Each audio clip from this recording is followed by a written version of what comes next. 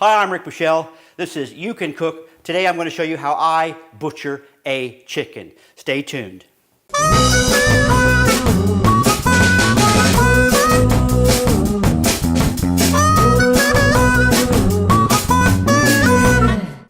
Right. Whoa, whoa. Welcome back. Now, I'm no butcher, and there's probably guys out there that can do this, or there's probably people out there that can do this a whole lot better than me, but I'm just going to show you how I do it. And the reason why I do it is because I simply got tired of the prices of chicken pieces. I think sometimes the chicken breasts will go up to about $13, $14. Is that right, Ray? Yep. Something like that. Even the chicken legs, they're the same price as breasts. So I stopped doing this years ago. I stopped buying chicken pieces years ago, and I just started buying every time I saw chickens on special. I would buy between 5 and 10 and do what I'm just about to do now. I've only gotten 4. Now I've already done the first 3, and as you can see here, I've got the carcasses because I'm going to make chicken stock. And homemade chicken stock, if you've never had it, beats the store-bought stuff hands down. Here, now I know this looks, well, gross, okay, but I render this down for the chicken fat for the flavor. Those of you who don't like the fat, well, you're missing out. So let's go through this. I'll show you exactly how I do it.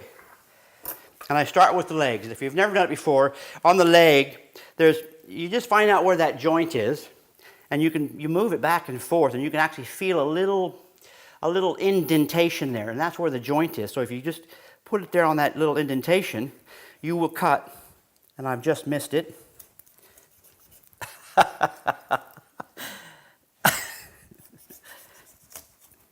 Okay. Like I said, some of you will do this better than I can.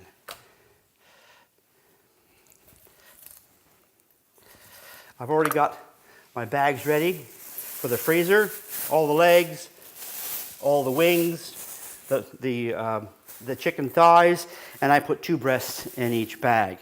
Now after that, I do the wings, and the same thing. Try to find that try to find where the chicken wing meets the body. Sometimes it's a bit difficult, and the first time you do this, it's not that easy, and it might look like a real mess of a job, but you got to start somewhere, and that's exactly what I did one day. Is I said, that's it, I'm going to start learning how to butcher a chicken. And it was pretty poor, but you get there in the end. After about your 3rd or 4th chicken, you're going to get pretty good at it. From this point, I take off the skin.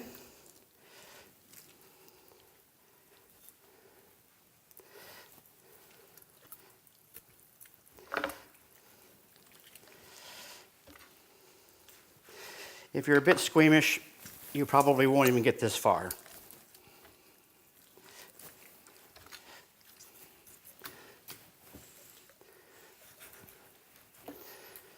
I cut off the parson's nose because I don't want all that fat in my stock. Although I do get rid of the fat once I cook the carcasses down.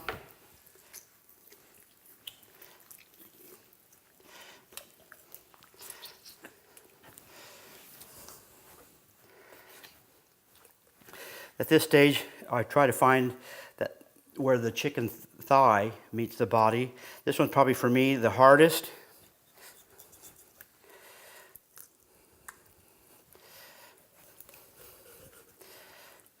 As you can see.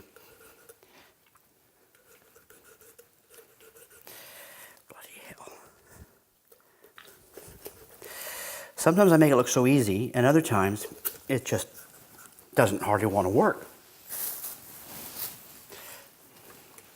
And all that's left is the breast. Now there's a bone that goes between the middle of them, and you just go to one side or the other, and then just start to slice along that bone.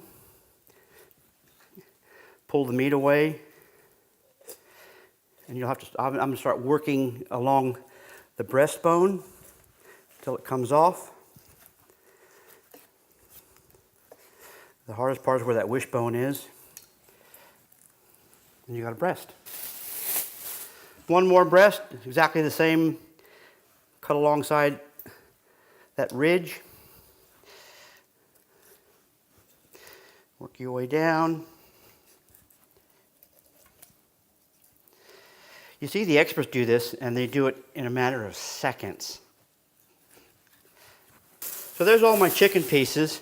What I do here now is I just take my bone cutting scissors and I cut through the ribs. You can do it with a knife if you don't have one of these. That's how I used to always do it. You don't even have to do this step. I don't know why I do it. I just do it. I'm going to wash my hands. I'm going to be right back.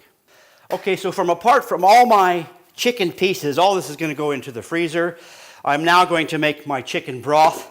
I've got I think that's an 8 or 10 liter pot. So I'll fill that almost to the top, and I've got my pan of fat, which I'm just going to render down. But with the stock, I'm just going to put a carrot, and look, I don't peel it, I don't do anything, it all goes in there. The same with an onion. I don't even worry about the skin on them, it's all going to come out. I've got, I don't know, 15 pepper kernels there. I've got, out of the garden, I've got some thyme. I've got a little bit of oregano, not too much because it'll take over. And I've just got some fresh, what are these, Ray? Bay leaves. So I fill that up with water. I put it on the stove for probably 3 hours, and you don't want to boil it. You want to bring it up to a boil, and then just simmer it as low as you can possibly go, because the more it boils, the cloudier your stock is going to be. We want it nice and clear. Doesn't really matter, but that's how I do it. And then I'm just going to render that off, and I'll show you in a minute, because that's the power of video, what that looks like. So I'll be back with you guys in, I don't know, 3 hours. It's not that hard. Give it a whirl. You'll save some money by butchering your own chickens, and plus the fact that you get your own homemade broth. And if you like the chicken fat, you get your own fat. So I'm Rick Michelle. Make sure you subscribe right here, okay, and you'll be notified of anything that's upcoming. And I can tell you right now, I've got loads of stuff coming up online in the near future, and I've got a very big surprise coming up in the next couple of weeks.